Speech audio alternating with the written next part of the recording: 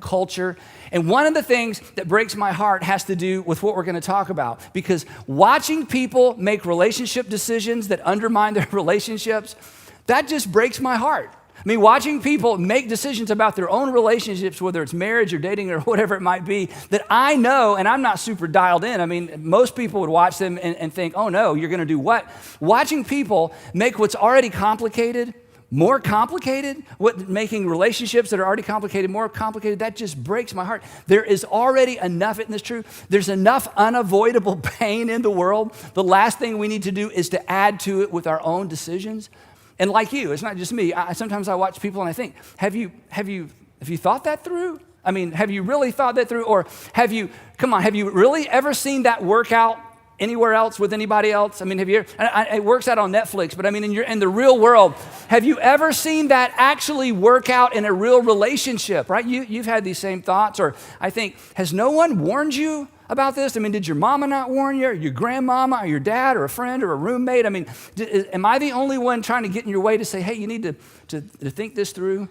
And so it breaks my heart to see people unnecessarily complicate their future relationships with current relationships, or to complicate a current relationship with just a bad relationship decision. And I'll tell you who else I'm excited about to be a part of this series are those of you that are dating and you're kind of serial daters. In fact, you don't even like the word date.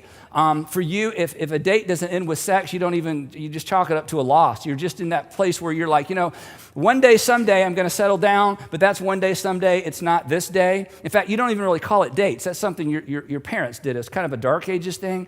But you're in a season of life, and you're not ashamed of it. You're not bashful about it. This is just where you are, where it's kind of a use them and lose them, kind of rotate through, and you're not always honest. And you don't always follow through. And yeah, I'll call you, I'll text you, and you never do. And hey, is it okay? Yeah, you go ahead. But then you're just in that world where you're just kind of playing the game. And that's your business because it's your life. But I just got to tell you, and you may not care, but that's heartbreaking to me too. And the reason it's heartbreaking to me is, and you don't have to believe this, is you're hurting you and you're hurting somebody else. And here's what I know about you, even though we've never met. You don't want to hurt yourself.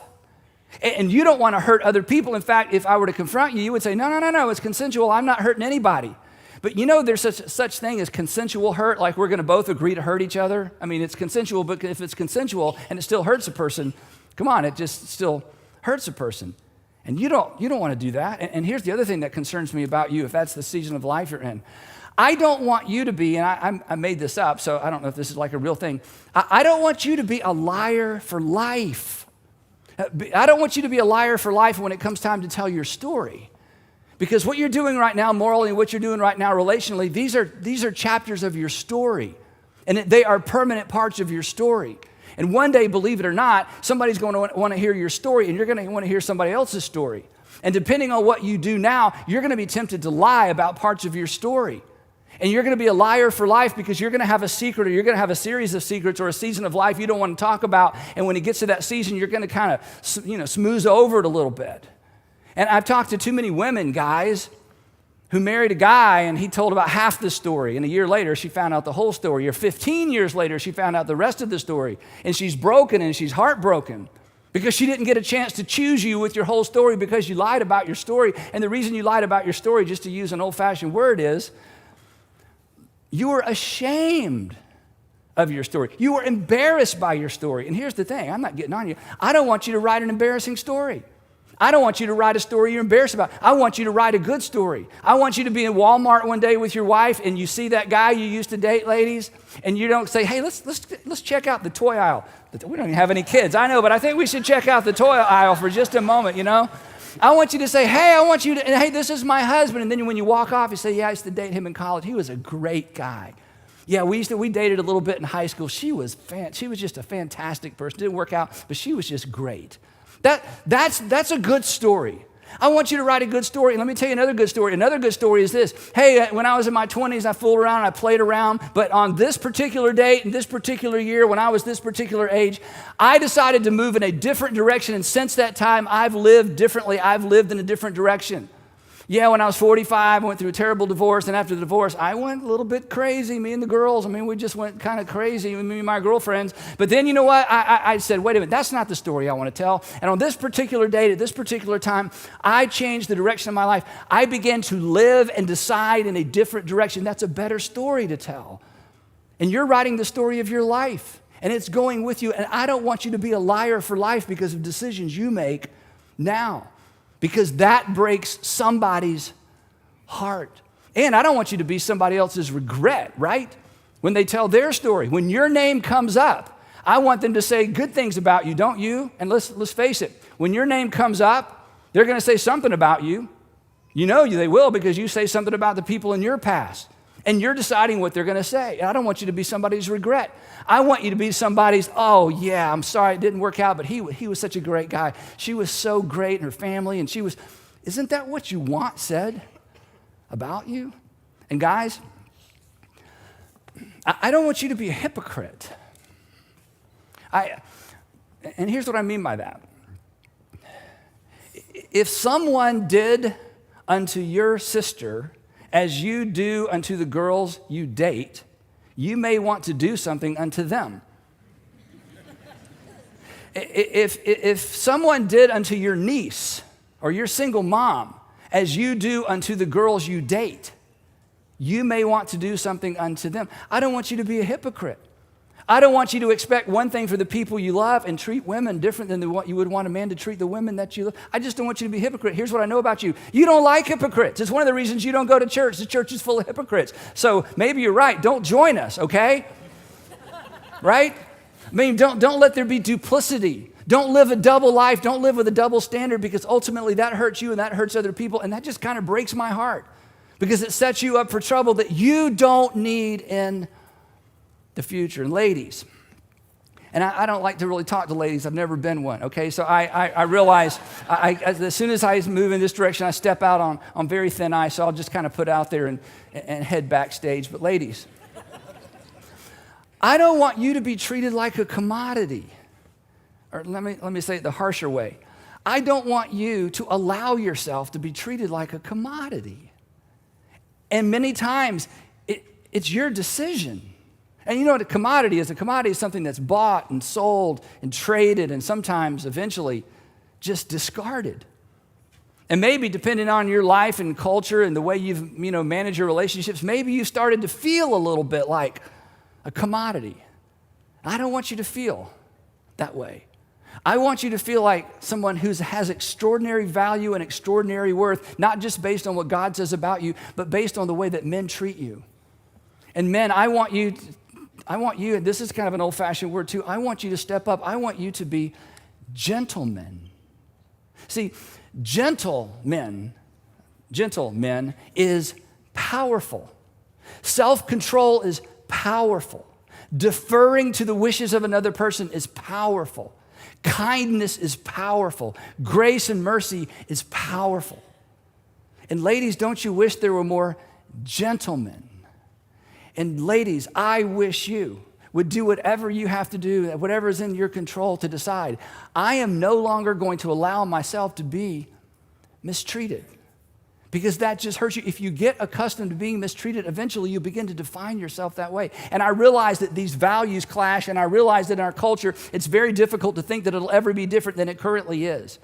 But this series is about helping you begin to think differently about yourself and about your future. Now, there are two myths that kind of drive all this confusion relationally, especially when it comes to how we manage our sexuality and how we do dating and relationships, and even within the context of marriage. And like most myths, once you surface a myth and look at it, you realize, well, that's just ridiculous. But these two myths actually kind of sit in the undercurrent of our thinking and our assumptions about relationships. In fact, they are really unexplored assumptions. And in any area of life, financially, business, whatever you might do, Whenever there's an unexplored assumption, it's a very dangerous thing because an unexplored assumption will inform your decisions, but you don't know it's informing your decisions and you make bad decisions. And these two relational myths inform so many of the decisions in our culture, and honestly, everything in our culture fuels these myths. But as soon as I state them, you're going to go, oh yeah, that's ridiculous, that's not true. But here's my challenge to you today as we start this series. These two myths for many of us actually drive our relationship decisions. The first one is this. You may have heard me talk about it before. I just call it the right person myth. The right person myth is not that there's not a right person for you. The right person myth is this, that once you meet the right person, everything will be all right. And all the married people grumble and go, yeah, that ain't true. That ain't true. Because I met him, it's not true. It's not, you're right. The myth is that once you meet the right person, everything's just going to be all right, regardless of what you do between now and then. The myth is this: I can play around, I can do whatever I want, I can treat guys the way I want, girls the way I want, I can just do whatever I want. But when I meet the right person, everything's going to change. The past disappears. So you think your problem is you just haven't met them yet. Or you met them and moved in with them, or you met them and you married them, but now things aren't all right anymore. And you are slowly coming to the conclusion that you must have chosen the wrong right person. And now you are looking for who? You're looking for the next right person. And when I say it that way, it sounds ridiculous. But let's be honest. This way of thinking fuels our relationship decisions, and oftentimes it informs the direction that we take when it comes to relationships.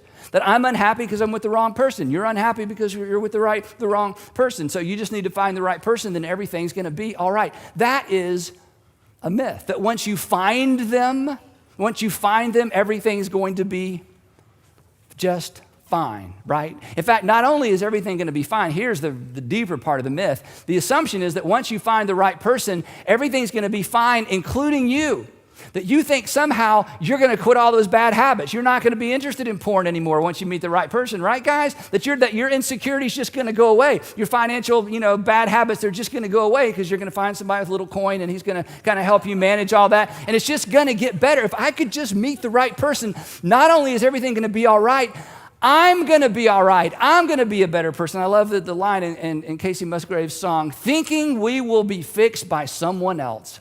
Thinking we'll be fixed by someone else. Oftentimes, this fuels this crazy myth. And this idea, as crazy as it is, and even on the surface, you're like, yeah, that is crazy.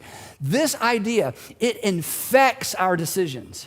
And it fuels our fantasies. And here's what I mean by fuels our fantasies. When you think about the future, as you begin to daydream about what if, and if only I had stuck with her, and if only I had married him, and if only, and next time, if only, what fuels your fantasies is this: not becoming a better person. What fuels your fantasies is finding the right person. And it is a myth. Because, as you know, there is more, right? You're adults. There's more. There's more to a satisfying relationship than finding or even being found. We just don't hear much about this. This does not make great film. This does not make great television series. This doesn't make great reality TV. What makes great reality TV and what makes great film is people falling in love. That's what the whole movie's about. They finally find each other. They're supposed to be together. It takes an hour and 45 minutes for them to figure it out. And then they figure it out and they're together. And then what happens? The movie's over. We love being entertained by people falling in love. But here's what we know about falling in love because we're adults. Falling in love requires a pulse. Falling in love requires a pulse. If you have a pulse, you can fall in love. Staying in love requires so much more, and this series is about the so much more. But of course, we're not entertained by the so much more. It's nobody's fault. It's just kind of the way it is. The second myth I call the promise myth. There's the right person myth and the promise myth. This myth maintains that basically when it comes to satisfying, long-term relationships, that all we need to do is make a promise. That when it comes to relationships, a promise actually replaces the need for preparation. That a promise replaces the need for preparation. That you can commit, promise, or vow your way into a healthy, satisfying, mutually satisfying relationship. That you can vow or promise or commit your way into a successful future, which is ridiculous. And that everything that came before can be overcome with two things: a promise and a party. A promise and a party. You're going to stand at an altar and make a promise, then you're going to have a big party. The past disappears. You're going to be a brand new person, a completely different kind of person, and you can promise or commit or vow your way into the future, and your spouse, your fiance can promise or commit or vow his or her way into the future as well. But promises, you know this, right? Again, you surface these myths. It's like, yeah, that can't be true. Promises are never a substitute for preparation, right? We know this in every other arena of life except relationships. We know this in academics. You can't promise yourself to a degree. You have to study. In sports, business, medicine, discovery, business preparation for a presentation. I mean, in every single arena of life, we know that in order to win, you have to prepare. I mean, no college basketball coach or no college football coach would substitute promises for practices, right?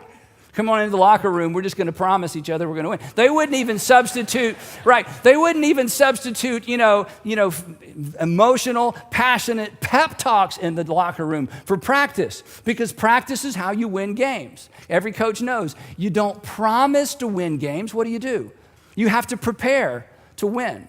And this is true in your relationships. But who teaches us to prepare, or who prepares us for relationships? Nobody. Every single day we're told if you just fall in love with the right person, everything's going to be all right. And it's a myth. In fact, rationally, you know it's not true. And the whole idea that you don't have to prepare for something to win in something, you know that's not true, which means, and this is kind of tough to say, that when it comes to relationships, commitment is way overrated. Let me put it this way. I do doesn't mean you can.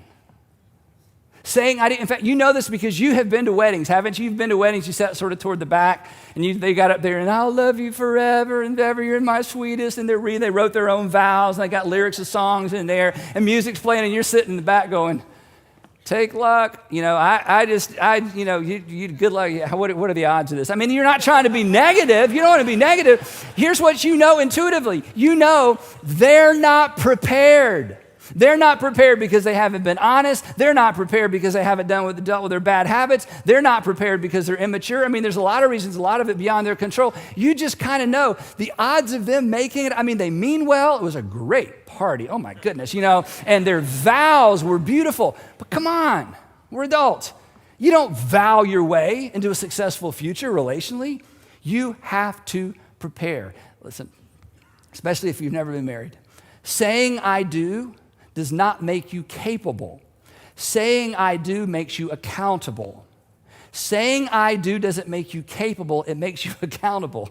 And here's the bad news. When you're accountable but not capable, you're miserable. When you're accountable, I'm stuck in this, but I don't know what to do with this, and I don't know how to fix it, and I don't know how to make it better, you're just miserable. So here's a brilliant statement. I mean, it's amazing, my intellect. If you aren't preparing, you won't be prepared. I probably need to explain that. I mean, it's pretty deep. Let me go slow, right? I mean, again, it's just kind of common sense, but I'm telling you, you know this. When it comes to relationships, common sense is not common. We just ignore all the rules that we employ in every other arena of life. I want you to be prepared. And for those of you that are in a relationship or you're married, I want you to start preparing because you're in. And yes, you love her, and yes, you love him, and you have kids together, and you're wondering, can we fix this? Of course you can. But you don't fix it by just trying to, do what you did in the beginning and try to keep falling back in love with each other. There's a way forward, and that's why we're doing this series. Now, this is where the message of Jesus just comes alive.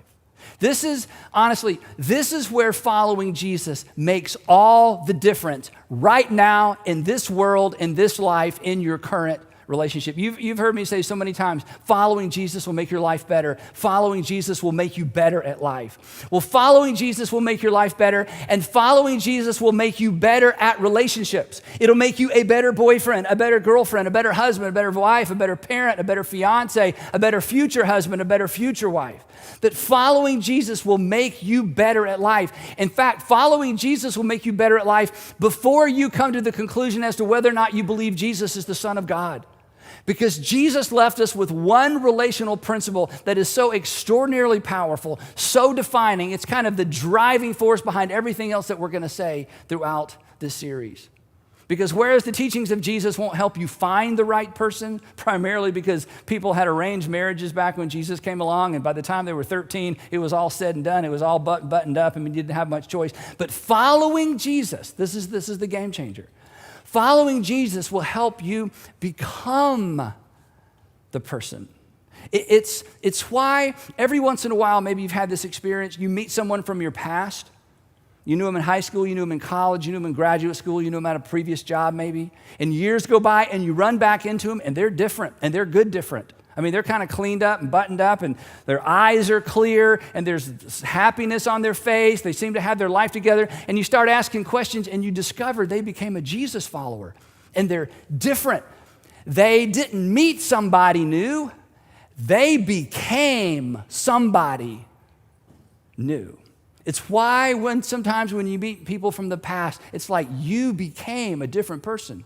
Following Jesus will help you become the kind of person that the person you're looking for is looking for.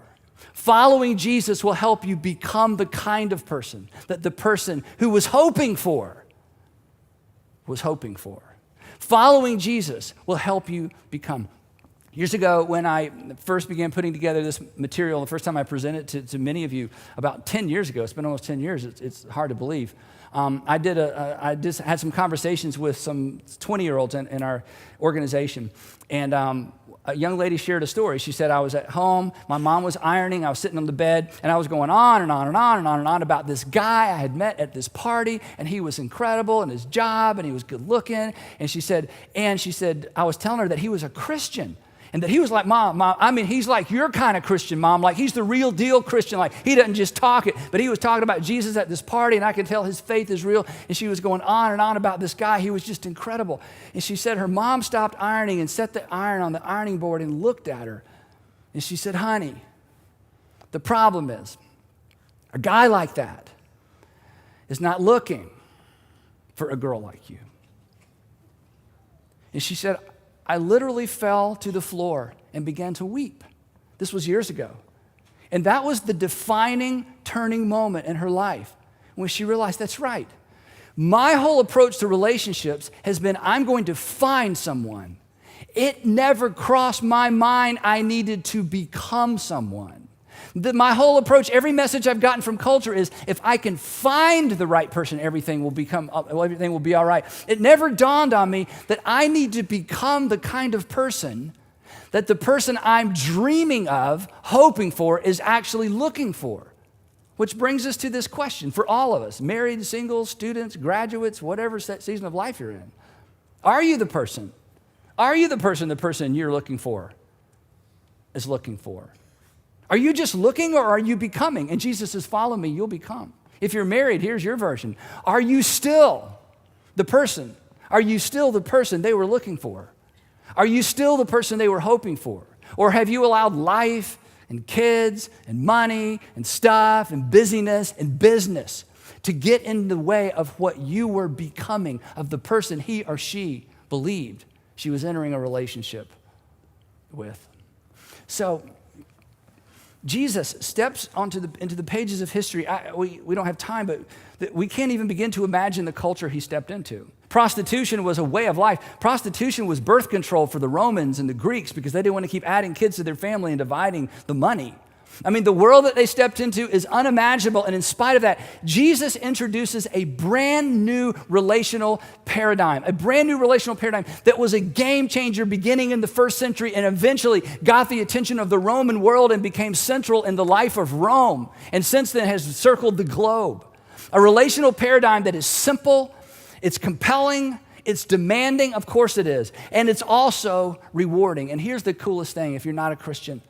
When understood correctly, and unfortunately the church has made this more complicated than it needs to be, but when understood correctly, Jesus' relational paradigm is so powerful that you're going to want the message of Jesus to be true even before you believe it's true, because it's almost too good to be true. In fact, it is too good to be true unless Jesus is who Jesus claimed he was. And there's no reason for us to believe he was who he claimed he was, except for one simple event: his resurrection that changed everything and put everything and reframed everything that he taught. So toward the end of his ministry, Jesus is gathered with his guys, and he's going to kind of give them this is part of that last minute, if you forget everything else, remember this pep talk. And these words I'm about to read to you that Jesus said, they didn't even understand what he was talking about. They could not understand this until after the resurrection. And as complex as it seems to us because we live in a different world, his words were so clear and they're so specific. And at the end of this passage, as I walk you through it, he gives us kind of our marching orders. He gives us kind of the North Star by which we should guide all of our relationships. And then we're going to come back next week and kind of tease it out and look at the details. Here's what he said. And he begins with an illustration that they were totally dialed into that we're immediately like, huh? Here's what he said. He said, I am the true vine. I'm like a vine. And my Father, God, is the gardener. And whenever Jesus told a parable, there's a God part, there's a Jesus part, and there's an us part. He says, okay, guys, here's how I want you to think about your relationship with me. I'm like a vine. Now, they understood grapevines. They totally got it. I'm the vine, and my heavenly Father is the gardener, the one that's tending the vine. He, God, cuts off every branch that's plugged into me, the vine, that doesn't bear any fruit. Why? Because the goal of Jesus and the goal of this whole conversation is to explain how people get connected to Jesus and Jesus bears fruit through them. While every branch that does bear fruit, he prunes it. Why? So there will be more fruit. So the goal clearly is some kind of fruit bearing, to which we say, what's the fruit? And he's going to tell us in just a minute. By the way, your life is bearing fruit too. Everybody's life bears fruit. It's your reputation. It's the outcome of your decisions. It's that story that you like to tell and the story that you don't like to tell. So the idea of our lives having a wake of broken relationships or healthy relationships or debt or financial security, we all have a wake. We've all borne fruit in our life. And Jesus is talking about something that's familiar yet unfamiliar because he's saying, I want you to allow me to bear fruit through you. So he says, here's what you got to do. And this is all relationship language. Remain in me, and I also remain in you. In other words, this is just his way of saying, stay close to me, stay connected to me, follow me. And then he tells us why. He says, you need to stay close to me and follow me because no branch can bear fruit by itself. It's got to remain in the vine. Again, he's talking about something so familiar. If you take the branch off the vine, the branch dies, it doesn't bear any fruit. He says, if you're going to bear the fruit I want you to bear, you've got to stay plugged into me. And now the application. Neither can you, he would say to John and to Matthew and to Andrew sitting there. Neither can you bear fruit unless you remain connected or plugged in to me. That we can't bear fruit the way that Jesus wants us to bear fruit unless we lean into him, or to use another word Jesus used, continue to follow him. And then he says to them what they've already figured out. By the way, guys, he goes slow for them. He doesn't want them to miss it. I am the vine. You've already said that. And you guys are these branches I'm talking about. And if you remain plugged into me and I in you, this is so cool. I want to make you a promise, he says. You're going to bear much fruit. You're not going to bear much fruit because you're going to learn how to be a fruit bearer. You're going to bear much fruit because you're plugged into and following me. It's why when you met that guy or that girl from your past, they were so different. And when you asked them, what's going on, they didn't talk about, I got up every morning, made a list of 5 things I'm going to become, and by golly, I became them. They just make it simple. They say, they don't even know how to explain it to you sometimes. It's just, I started going to church and then started reading my Bible, and basically you discover they became a Jesus follower, and they're just different, and they're not even sure they can explain it. This is the promise of Jesus.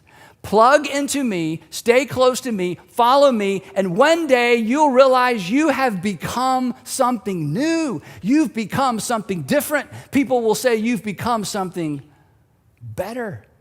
And then he defines what he means by fruit. And this is so powerful. He says, Just as the Father, this is it's amazing that he makes this comparison.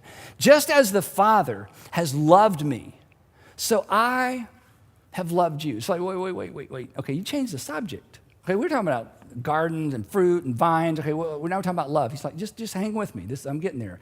Just as the Father has loved me, just as the Father has demonstrated his love through me, I have demonstrated the Father's love through you. Now, here's what I want you to do. I want you to remain in my love. The same word he used to talk about the branch staying connected to the vine. It's just like, wait, so God's the gardener, you're the vine, I'm the branch, I'm to stay connected to you. And when I think about staying connected to you, I'm supposed to stay connected to your love. Exactly. And and then here's the surprise. If you keep my commands, you will remain in my love. To which we say, I knew it was a bait and switch. This is just all about commands and rules. I knew it. It was so relational. It was so warm and fuzzy, and something's going to happen in me. And one day my wife's going to go, oh, you're the man of my dreams after all. I'm just going to become. And then you do what every church person does. Now we're going to talk about the 10 commandments or some new commands. And I'm sure the guys sitting there with Jesus are like, great. I thought we were headed down a new direction, but you're saying if you keep my commandments, you'll remain in my love. To which they're thinking, okay, you're Jesus, we're with you. So what are the commands? Somebody write these down. I bet there's a bunch of them. And here's the shocker. Here's why you should follow Jesus. Here's why you should consider follow Jesus even if you're not sure who Jesus is. Jesus smiles, I think, and he says, okay, I'll tell you. John, write this down.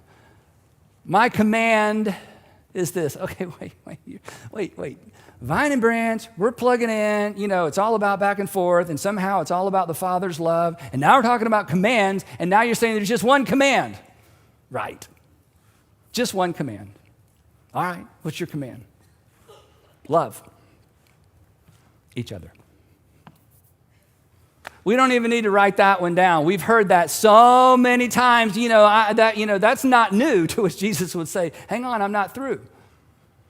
Because this isn't just about love the one you're with. This isn't just about love. This isn't about, if we just all get along and love each other. No, Jesus said, remember, this is vine and branch. This is a different kind of love. This is a very specific kind of love. I don't want you to just be more loving. I want you to love specifically. I want you to have a focused love. Here's the kind of love I want you to have. I want you to love each other as because this is about a relationship with me. I want the love that you have seen demonstrated towards you. I want that same brand. I want that same type. I want that same combination, that same formula of love to flow through you. I want you to love as I have loved you. Now, I'm telling you, sitting in the room that night, they had some idea of what he was talking about. But a few days later, Jesus would put on a demonstration of love, take their breath away, because it would take his breath away. And on the other side of the resurrection, it's like, this isn't some kind of permissive figuring it out on your own kind of love. This is the kind of love where you put the other person first. This is the kind of love where you lay down your life for a friend. This is the kind of love where you defer to the wishes and the thoughts of the other person. This is the kind of love where you forgive regardless of what's been done and regardless of the offense. This is the kind of love that takes everything I have going for me and makes it available for you. This is the kind of love where I do unto you as my Father through Christ has done unto me. This is what Jesus means by abiding in him. It's not complicated. It's not super intangible, super spiritual. It is about learning how and allowing the love that God has for you to flow to others, specifically to those with whom you have a relationship. St. Augustine, by the way, St. Augustine is in Florida. St. Augustine is in heaven. Just want to clear that up, okay? St. Augustine makes this comment based on this unique, focused, Christ-like kind of love. He says this, he wrote this. He said, love, and then basically do whatever you want.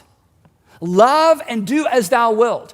Once you understand that the framework for all of your relationships, the framework and the guiding force and the guiding principle, the North Star of your behavior toward the people around you, the people that you're raising, the people that you live with, the people that you're married to, as long as you know the North Star is my behavior will be monitored through and looked at through the filter and the grid of God's love for me as demonstrated in Christ, he says, once you have that down, you'll figure everything out. That this is how you become. This is how you become a person worth looking for. This is how you shift gears from just finding. And if you're married, controlling, and conforming, and pressuring. And if I can just ever get her to act the way I want her to act, I'll be happy. And if I could ever get him to stop and to start and to begin and to stop, if I could just get him shaped into the image of what I want, then I would be happy. And Jesus says, that's never going to work. I have an idea. Just follow me and learn from me. In another place he says, because I'm gentle and I'm humble in heart, and you will find rest for your souls, and you will find peace in your relationships. Because I want to teach you how to love as I've loved. And I'm telling you, when two people get on board with this, when two people embrace this approach to relationship, it's amazing what happens. This is how you become a person worth finding, but this is how you... Our hearts fly made in the cosmic glow. Together we'll go. As we're chasing in this endless space, galaxies embracing our secret place.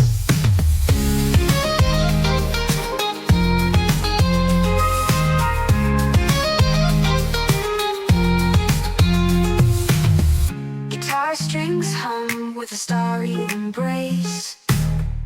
Melody so clear, guiding our pace. Under the moonlit sky, we let our hearts fly, made in the cosmic glow together.